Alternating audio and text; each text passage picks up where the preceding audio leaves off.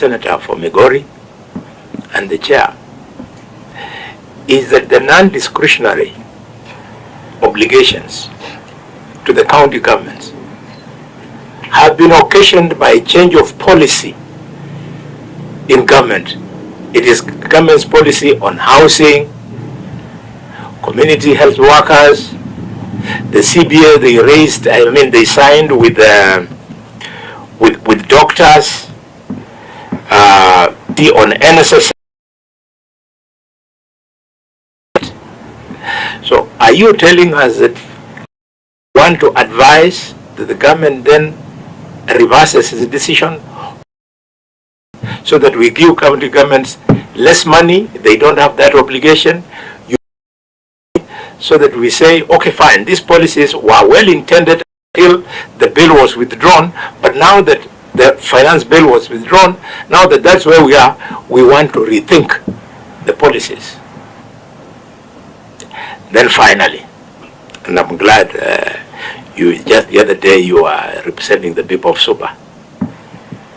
Why is it so easy to make a decision to slash funds for county governments, and you find it difficult to tell members of the National Assembly to equally slash CDF? Why? Isn't this legislative impunity, whereby we are saying, because we are legislators, we will protect that which is seen to be ours, and let that which be borne by governors to suffer the consequences of the hard decision? Finally, but not least, Minister, this is not part of this. I would love to hear what you have to say about what the courts have already said about CDF. CDF is 68 billion this year. The shortfall now, brought in because of these policy changes, is 61.2 billion, just matching. It means, therefore, if you agreed with the court's decision that CDF was unconstitutional, it means that you would be having the money to give the county government. So, as our new CS for finance, do you want to agree with the courts that CDF is unconstitutional, or do you still want to perpetuate that illegality? Of course, you are there, and with good reasons. When that decision was made, you tweaked the law and managed to survive. But do we want to continue that way? Thank you very much, Mr. CS.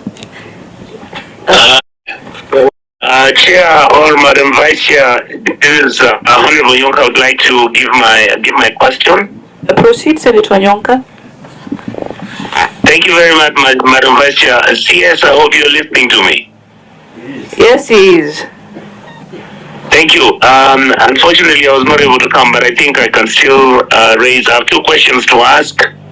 Number one, my interpretation of the law is that the time when we sat down and made a decision to increase the revenue that we are supposed to give to the county governments, we cannot reverse ourselves. Whichever argument the CS wants to make, the reason for that is very simple.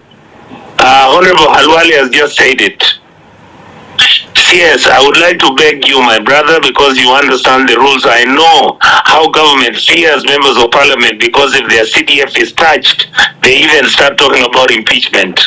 That money must be removed and taken where it is being ring-fenced to help the county governments. And our position is very simple. Please don't touch the money. We want to give our county governments 400 billion.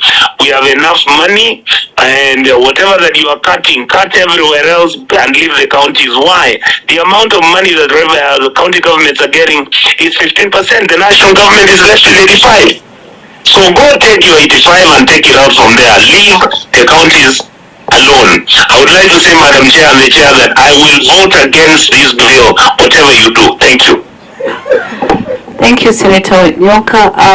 Chair, Honorable Chair, the floor is yours. Thank you very much. Allow me to first congratulate the CS for his new appointment, and also for sharing he largely shared on behalf of the national government without much consideration to county governments. And over and above what has been shared by the honorable senators that are members of the committee, I would like the CS to really internalize what the committee members have shared with him, so that that reality informs the advice or the position as the Treasury representing both levels of government should be taking. The issue of non-discretionary expenditure shared by the team amounts to 39.985, which is 100% outside the control of the county government. These are expenditures and costs that has come in after DORA was passed, the previous DORA of 2023-2024, and legislations that are passed by Parliament have necessitated that, as well as national government priority programs that was brought to county governments to adopt. The issues of housing levy deduction, 4.05 billion. Enhanced contribution to NSSF by law, 3.0 billion. Matching allocation to CAIPs for the 50% they are supposed to pay, 11.75 billion. Matching allocation to community health promoters, which is 50-50 between the two levels of government, 3.23 billion. Cost of maintenance and servicing of medical equipment, MES, which are in terrible shape right now because of excessive use, 5.86 billion. Annual wage increment in the IPPD system that does not negotiate with anyone, it comes to 6.95 billion. Dr. CPA, that was the national government has met the obligation, the county last year, the county government are picking the bill, 5.8 billion. This totals to 39.985 billion. And this does not include 5.5 inflationary cost provision that ought to have been included, which comes to almost 21 billion that we haven't even discussed. Now, Honorable CS, I want to refer to a few facts. One, the Finance Acts of 2023-2024 is the one at play that gave county governments 385.425 billion last financial year. Now, to suggest anything less than what would be allocated to county governments is as, absurd as an employee salary being reduced because counties will base their planning on the foreseeable, predictable, stable inflow of funds. Now, how they go back to reduce the expenditure from 385.425 will be a very difficult issue to even try and internalize. The other issue I want to say is that you have presented and you said we are allocating over 24%. However, you are basing that 24% on the last audited and approved account. But if it is on the basis of projected revenues, you are allocating less than 15%, even it's 14.9% as required in law. There is no reason, Honorable CS, there is no reason more justified for the national government to borrow than support devolution in 47 counties where health services are provided, water service provision is done, issues of primary health care is primary education, lower primary education, ECD program is run. When you look at such expenditures, Honorable CS, the national government has borrowed over the years for flimsy reasons, to be very honest. When you look at supporting devolution in 47 county governments by borrowing 20 billion to be able to provide these services as required, is going to be the most justifiable reason for the government to take. Now, since county governments don't sit and there is no mouth talking for them, and the National Assembly unfortunately takes the path of where do we sign when an issue proposal comes from National Treasury or the government for that matter, then the reality of reasoning is left to the Senate to be able to rationalize. Because Senator Kalwale asked you, these and discretionary expenditure, they came into play within the previous financial year after the law was passed. It is an issue that can't be ignored. The question I want to pose is, how do you expect the county government to deal with these expenditures that have come into effect after the last law was passed? Over to you, Madam Chair. Madam Chair.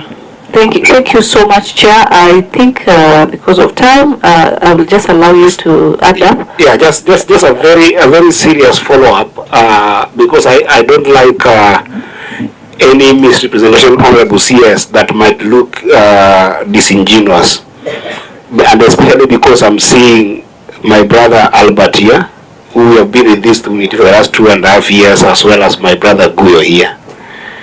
Honorable CS, I don't know whether you got a brief that the equalization fund has always been in arrears for perpetuity, to the extent that it appears disingenuous if you are going to indicate in this conversation about equitable share that you're going to put 8 billion in equalization fund, and therefore it shows some kind of courteous increment in county government equitable share, when actually, first of all, that fund itself has been in arrears for perpetuity. And we've had a lot of conversation here with the previous years, and with my brother Guyo here, and as well as my brother Albert. And in the same spirit of what the chair said, when you're just looking at how the data is being compounded, the idea of basing on the previous approved revenue as well as this equalization fund, I think those two computations must be ignored in this conversation, so I can have a genuine conversation to be able to help counties run. Thank you so much. I think to be specific with what Senator Eddy is talking about. Sorry, Madam Vice Chair, there is some issue, just what Senator Eddy has raised, I needed to bring to the attention of the CS. Honorable CS, there is an illegality happening within Treasury. The requirement of equalization fund, once appropriated, is supposed to be credited to equalization fund account. The previous equalization fund as appropriated is yet to be credited to equalization fund account, which is grave illegality, and that has been happening over the years. How do you intend to remedy the equalization fund appropriation act that is approved and ascended to, which is law, where National Treasury we are into a new financial year and nothing has been credited to equalization fund account yet? Thank you. Thank you so much, Chair. And I like it because, Chair, if you look at the screen in your presentation, as far as equalization fund is concerned, you talk about arrears of 147 million. Would you tell this committee where you get the figure of 147 million? Because as far as you're concerned, the arrears are 52 billion. This committee has been singing the song of equalization fund. As a vice chair, I've been on the floor of the house tabling the figures for equalization fund. It's a song that we keep on singing and trying to show that more monies are being added to the counties, and that's not the case. As Senator Eddy has put it, it's been 14 years. The duration was 20 years. It's 6 years down the line.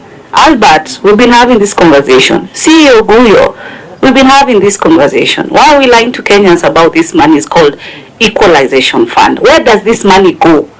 Bwana CS, I want to give you the floor. I want you to know the words that members have used. Internalize the discussion, the concerns that members have been raised. Back to you, Waziri. Thank you, Chair. Chair, once more, I want to agree with you that leaders have been changing positions. You become a senator, sometimes you are governor, member of the National Assembly, in the executive, like I found myself. Tomorrow I may be a governor, I may come back to Parliament. And I think what should guide us is not where we are.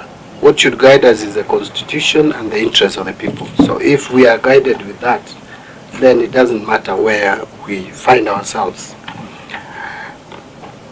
Now, to address the questions, starting with the one that you raised, whether, and you have rightly pointed out that your initial figure was 450 billion. The negotiation brought it down to 400 billion. And then you clearly talked about some some expenditures that are non-discretionary also at the counties. And I want to make it clear that I'm not saying that non-discretionary expenditures are only at the national government. Even at the counties, there are non-discretionary expenditures, and I agree with you. Payment of salaries are non-discretionary unless you retrench. There are payments to doctors, there are CBS, which had been agreed on. But what I'm saying... Marasis, pull the mic closer to you, please. What I'm saying, the point I'm trying to bring out is that at both levels, we have non-discretionary expenditures, national and county. What we may need to do is both levels again should cut on discretionary expenditures. And so as national government, and that is why national government is bearing the biggest share, actually 93%, 0.6, and the counties is bearing 6.3%. We are alive to the fact that counties don't have the capacity or resilience that the national government would have to absorb some of these cuts. And that is why you find that our proposal is to have a lesser cut at the counties and a higher cut at the national government. So just the same way we went for some of the expenditures of the national government to be cut at 50%, like austerity, like traveling, etc. You'll also agree with me, Madam Chair, that counties are also traveling, that there are also recurrent expenditures of austerity at the counties. How I wish that we agree that counties must also, as we cut these expenditures at the national government level, then we also maintain and retain, and the county assemblies should do that, that all the non-discretionary expenditures must still be maintained, because you can't change them, but go for the wastages also at the county in terms of certain budget lines that can be cut. Because we live in this country, we see members of county assembly all over the place, also the same as members of national assembly and in the Senate.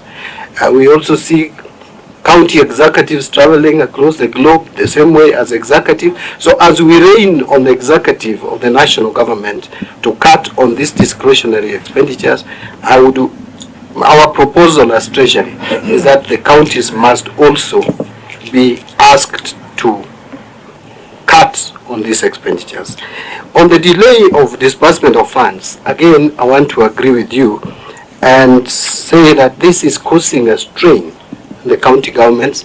They go borrowing very expensive bank loans, and I am not supporting that trajectory.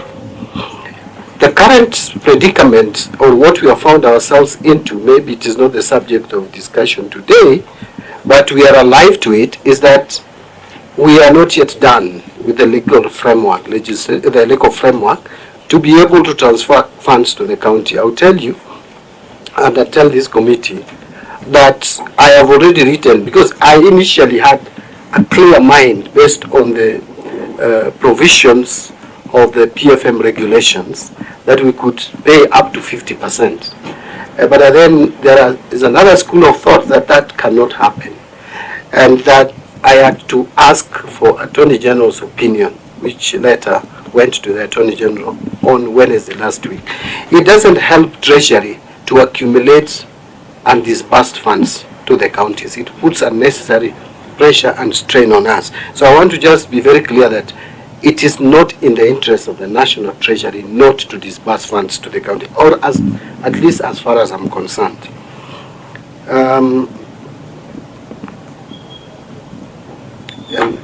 Now, the issues that Honorable Senator Eddy raised.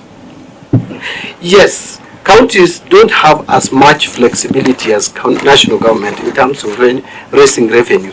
And I think that is one of the reasons why we made provisions in law that money that has already been shared to the counties should not be reduced in terms of transfer in the event that there is a shortfall in revenue collection.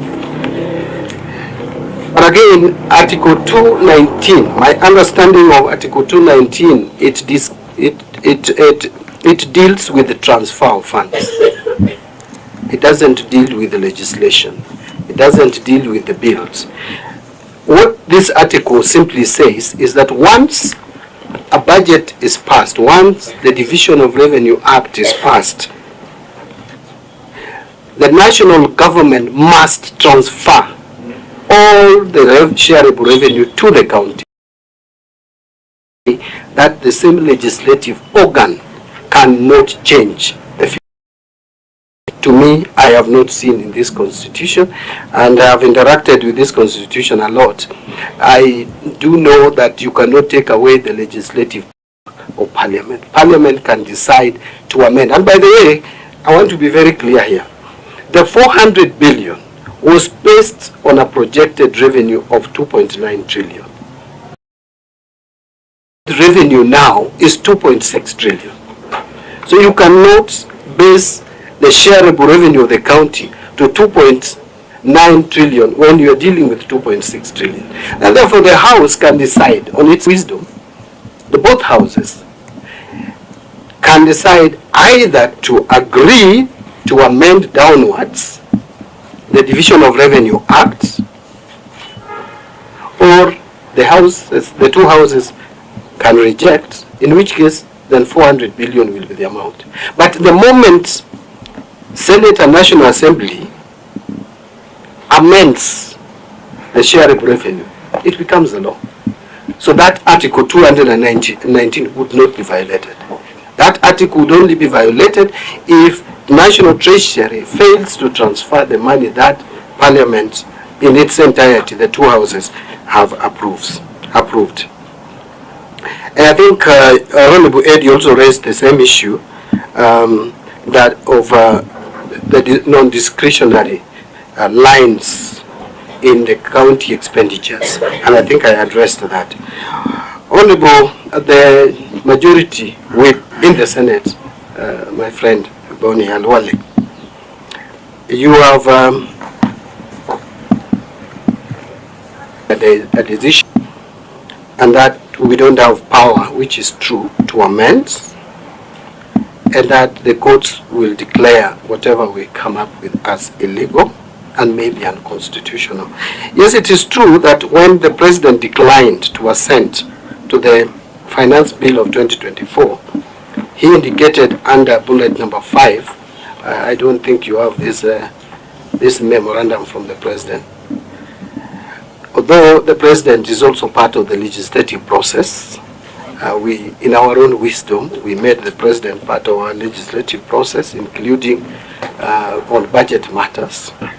But the President said, this is what he said, that Father, I have directed the National Treasury, and I underline the word direct, and I'm asking, who is he directing? He is actually directing the National Treasury, because I would have had a problem if he directed the National Assembly of the Senate, Parliament. But directing National Treasury is perfectly within his powers as the President to immediately submit to Parliament, and the direction or the directive was to submit to Parliament amendments to the Division of Revenue Act 2024, and that is exactly what we have done. Any shareable revenue to counties, what we have done is to submit a power to do so, and that organ is Parliament, revenue, to reflect the reduced revenues occasioned by the rejected finance bill. So the President was actually directing my office to submit to Parliament legislative proposal to amend the law, and that is what we have done. So I don't think we have done anything illegal and unconstitutional to that effect. Parliament has all the powers to deal with this matter.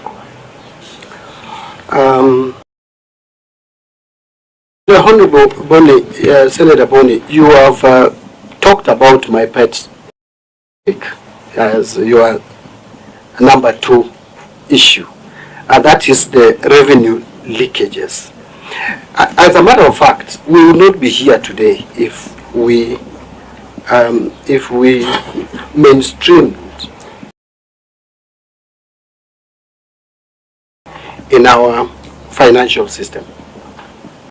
I can't agree with you more. It is not just about the revenue collection, it's even the revenue use. And at both levels of government, national and county. And I'm addressing Senator Boni Alwale, whom I know very well, is passionate about proper use of public funds. I absolutely agree, and that is why today I signed off 560 million funds to help us procure the system that would help us to do E2E procurement beginning January, because we have been procrastinating and pushing forward this in almost eternity. It must come to a stop. We must do it. Then on the issue of KRA, I again have pronounced myself, the President has pronounced himself on reforms at KRA. The first institutions that I held a meeting with immediately after my swearing in was KRA. And we are in the process of coming up with a system. The system that we have at KRA is over 10 years old. So we must modernize, we must come up with a new system to collect our taxes, and we must also talk to KRA staff to change the mindset. Let me move a little quickly. Again, here there is the non-discretionary expenditure, which have been occasioned by changes in government policies. That is true, but I think this is a big and wider issue to be dealt with. Some of the decisions that we take, and that is why under my leadership at the Treasury, I want predictable tax regime. I don't want us to come up with changes in tax policies almost every day, because I think that is what has occasioned largely some of the non-discretionary expenditures that we are encountering in the counties, and even at the national government level, by the way. So we need to keep our policies predictable so that we can avoid unnecessary disturbance and let me call it internal shocks to our economy. Why is it so easy to slash funds for the county government and not NGCDF? Senator Boni and the committee, maybe for your information, we as Treasury proposed to reduce NGCDF, but do we have power to pass the appropriations bill? No. It is passed at the National Assembly. So that is my answer to that. What is my view about NGCDF in the light of courts declaring it unconstitutional? With all due respect to the committee, I would request that I don't give my opinion on this, because I'm told this judgment is coming. There's a judgment coming this week. So allow the judiciary to deal with it, Senator Boni, if you don't mind. I don't want to enter into some territories that I may be accused of other things. What do we call it? Where you get into the space of the judiciary, sub-judice. Yes. Honorable Nyonka, I think that's a very strong opinion, and I understand it. You know, the people of Kisii elected him to protect money, especially money going to counties, that we shouldn't cut it. The only place where I don't agree with him is that we have money. I think this is a language that we must debunk. We don't have money in this country to run to meet our expenditure effectively. What we must do is to make sure that the money that we get more. So we will get more, A, by collecting more, B, by using what we have prudently, and 3, cutting on expenditure. So as it is, if you look at our budget figures, we don't have money. We don't have that money. And I've just demonstrated. We actually have been living a lie as a country. We are borrowing money to meet our recurrent expenditure. By the way, I didn't tell this committee that our current expenditure at the national government level is 400 billion per year. So that money, that expenditure is met from the borrowed funds, a lot of which is at very high interest rates, 18% for domestic borrowing.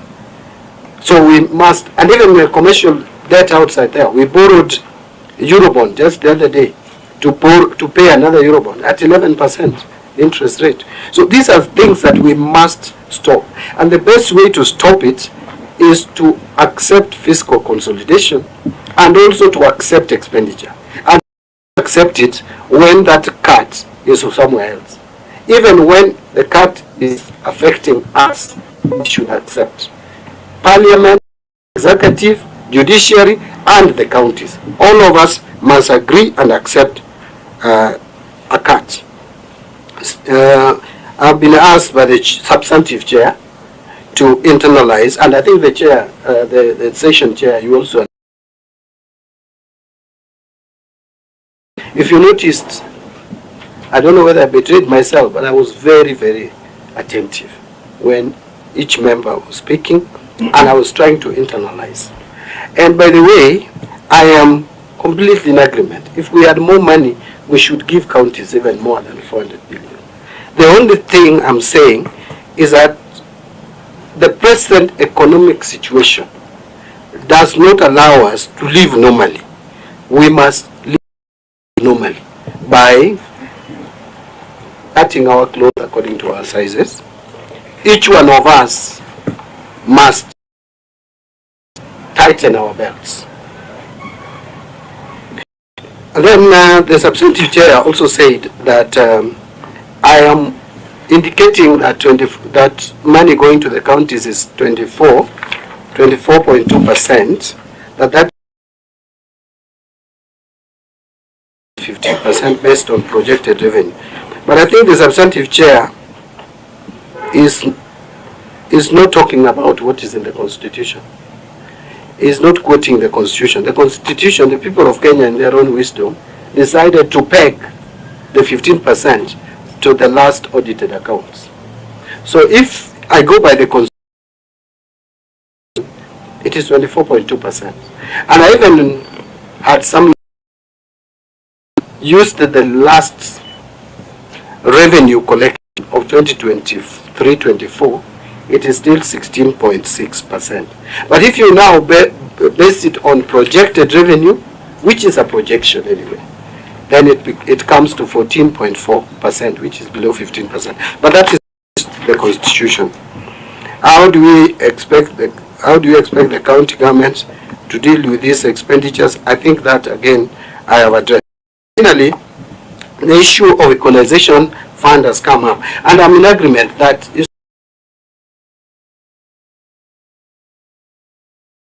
or if with the approval of Parliament, then would be extended for a further period. But then, from 2014, when this fund became active, that it should have been operationalized, it faced a number of challenges. That Treasury, first, there were claims that there is no legal framework, then Treasury was maybe not supportive of this. I was a member of the National Assembly during this period, and we kept on asking this question in the budget committee and even on the floor of the House. But then where we are is that a lot of this, many of these financial years, there was no appropriation. So as we speak, financial years, there is something about 10 billion. I may need to get the figures. I presented the same to IBEC the other day. There's about 10 billion amount or thereabouts disbursed. About 12 billion has been disbursed to the fund.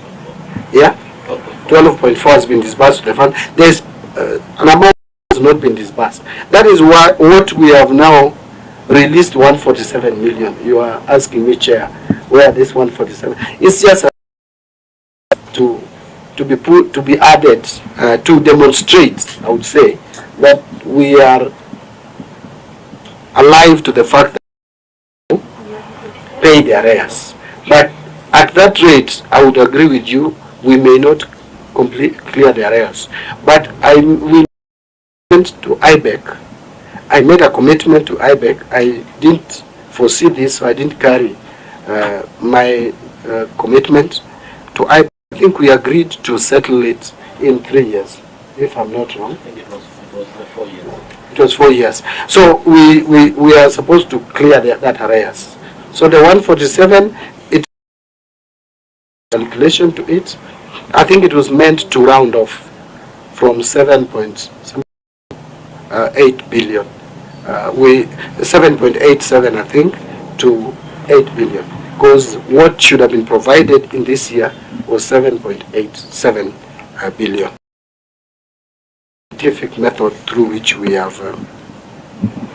So I was not putting it, Honorable Eddie, that I was showing magnanimity from Treasury. This is a constitutional requirement. So when we do it, it's not something that we are doing to demonstrate that we are doing something unusual or we are being generous to the counties. No.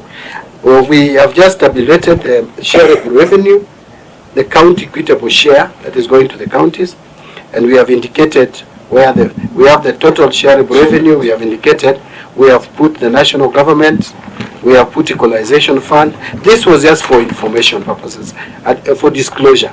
It was not meant really to persuade this committee that that is the main reason why they should accept the reduction of 20 billion.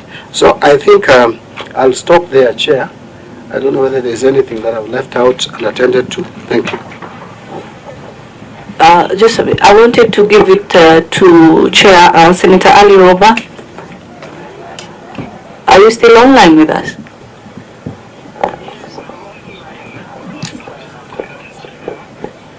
Senator Ali Roba, Chair.